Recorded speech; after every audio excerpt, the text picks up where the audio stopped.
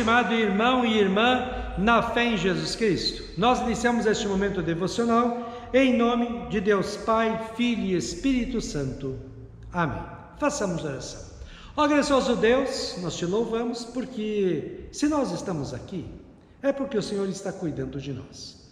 Nesta fé de que a nossa vida está nas tuas mãos, nos sentimos seguros. Que nós possamos aumentar esta fé agora quando vamos meditar na tua santa palavra. Por isso, envia teu Espírito Santo para estar conosco. Isso te pedimos em nome de Jesus Cristo, teu Filho, nosso Senhor e Salvador. Amém. Que a graça, a paz e o amor daquele que veio, daquele que vem e daquele que virá em glória, Jesus Cristo, nosso Senhor e Salvador, permaneça hoje para sempre com todos vocês. Amém. Vamos meditar nas palavras do Evangelho de Mateus, capítulo 5, versículos 21 a 26, onde Jesus nos diz: Vocês ouviram o que foi dito aos seus antepassados? Não mate, quem matar será julgado.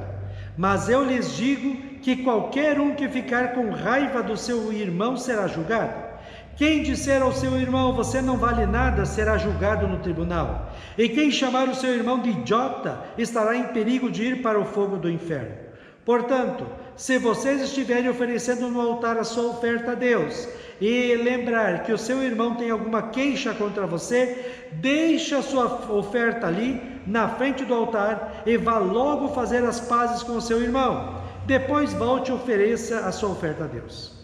Se alguém fizer uma acusação contra você e levá-la ao tribunal, entre em acordo com essa pessoa enquanto ainda é tempo, antes de chegarem lá. Porque depois que chegarem ao tribunal, você será entregue ao juiz, o juiz lhe entregará ao carcereiro e você será jogado na cadeia. Eu afirmo a você que isso é verdade. Você não sairá dali enquanto não pagar a multa toda. Estimado irmão e irmã, os profetas do Antigo Testamento, quando falavam com o povo, diziam o seguinte: assim diz o Senhor, Deus. Os rabinos, quando falavam de Deus para o povo, ensinavam, diziam assim: há um ensino que diz. Eles afirmavam que a autoridade de ensinar estava sempre em Deus, e na palavra de Deus e não neles. Jesus é totalmente diferente. Ele não fala assim diz o Senhor. Ele fala com a autoridade de quem é o Senhor, o Deus Supremo. Tanto que no final do Sermão do Monte, em Mateus 7, 28 e 29, diz assim: quando Jesus acabou de proferir essas palavras, as multidões estavam maravilhadas com a sua doutrina, porque ele as ensinava como quem tem autoridade e não como os escribas. Jesus falava e fala de um jeito que não há como o ser humano questionar. Ele é assim, ele diz que é assim que as coisas funcionam, porque assim é o jeito certo que Deus inventou para as coisas funcionarem e ponto final. Jesus começa falando sobre a vida daquele que crê nele como seu Senhor e Salvador e recebeu por graça e amor de Deus em Cristo o perdão dos pecados, a vida e a salvação eterna.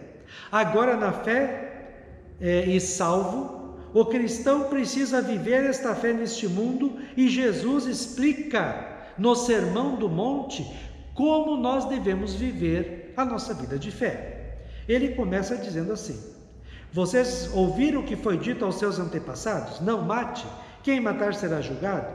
Mas eu lhes digo que qualquer um que ficar com raiva do seu irmão será julgado. Quem disser ao seu irmão, você não vale nada, será julgado pelo tribunal. E quem chamar o seu irmão de idiota, estará em perigo de ir para o fogo eterno. É incrível o que Jesus fala aqui. Ele diz que Deus, que é o juiz supremo e conhece todas as coisas, não olha para o nosso exterior, mas Ele olha para o nosso coração. Ele julga o que tem dentro do coração do ser humano. Lembra o que Deus disse ao profeta Samuel quando ele foi escolher o novo rei de Israel em 1 Samuel 16, 7? Não se impressione com a aparência nem com a altura desse homem. Eu o rejeitei porque não julgo como as pessoas julgam. Elas olham para a aparência, mas eu vejo o coração. Assim Jesus diz que para Deus não existe pecadinho, pecado e pecadão. Tudo que falamos, fazemos ou até pensamos é pecado grave perante Deus. Enquanto socialmente nós fazemos distinção entre matar alguém, dar um tapa em alguém, falar maldosamente de alguém e ter raiva de alguém, Jesus diz que tudo isso para Deus é pecado e são pecados graves. Pior é que não dá para esconder nada de Deus, né? Nós não podemos esconder nem os nossos pensamentos de Deus, porque Ele conhece tudo.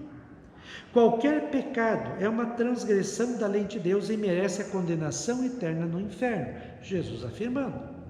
Tiago 2,10, no Novo Testamento, diz assim: porque quem quebra um só mandamento da lei é culpado de quebrar todos. Diante desse critério de julgamento de Deus, que julga e condena até mesmo os nossos pensamentos, qual é a conclusão que nós tiramos? Romanos 3, 9 a 12 diz: então será que nós, os judeus, estamos em melhor situação dos que os não-judeus? De modo nenhum. Já mostrei que todos, judeus e não-judeus, estão debaixo do poder do pecado. Como dizem as Escrituras Sagradas, não há uma só pessoa que faça o que é certo, não há ninguém que tenha juízo, não há ninguém que adore a Deus. Todos se desviaram do caminho certo, todos se perderam. Não há mais ninguém que faça o bem, não há ninguém mesmo. Por nós mesmos somos pecadores perdidos e condenados ao inferno por causa dos nossos pecados.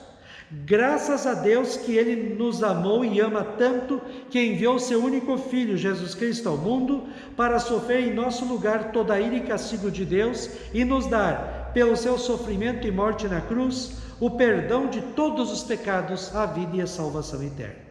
Em e por causa de Cristo nós somos salvos.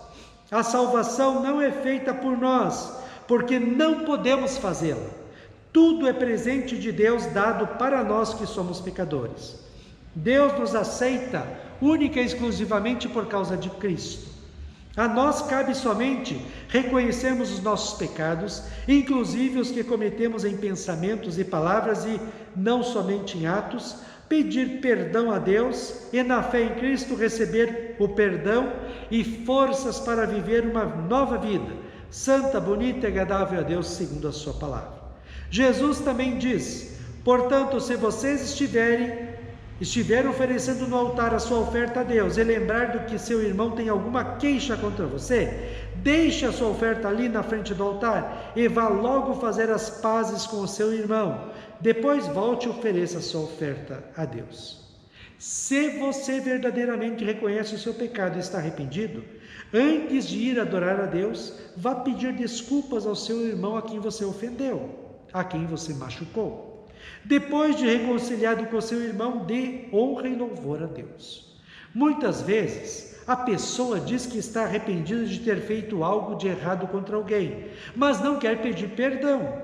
Isso é não estar arrependido. Se eu fiz o mal, preciso consertar o mal. Diz o ditado que errar é humano, mas persistir no reino é ignorância.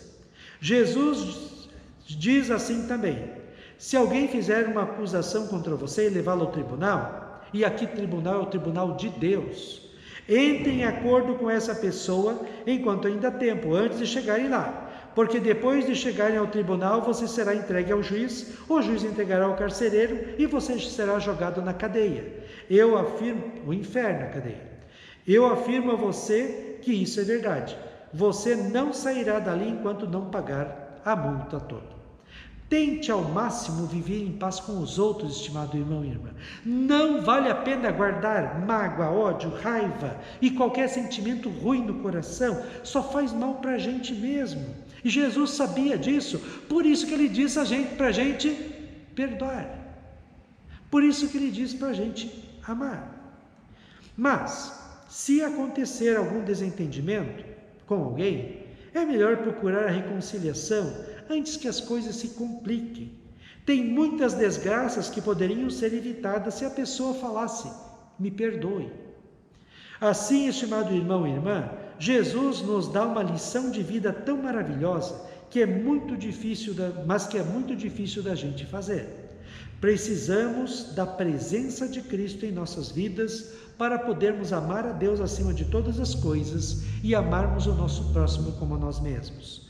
Lembremos diariamente de reconhecer todos os nossos erros e pecados, pedir perdão a Deus e às pessoas, crer no perdão de Deus em Cristo e ter o desejo sincero de viver uma vida santa, bonita e agradável a Deus. Ser um cristão de verdade no mundo, sob o padrão que Jesus nos coloca hoje, é muito difícil. Aliás, sem a ação de Deus Espírito Santo em nós pela palavra e pela Santa Ceia, é impossível ser cristão.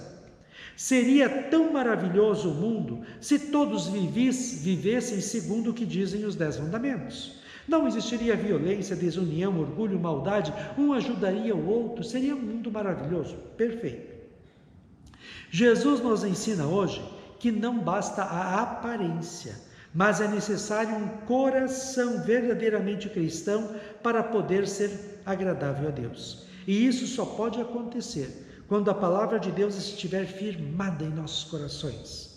Não apenas sejamos cristãos de boca, mas de fato e de verdade, pois foi para essa vida de fé que Cristo sofreu e morreu por nós.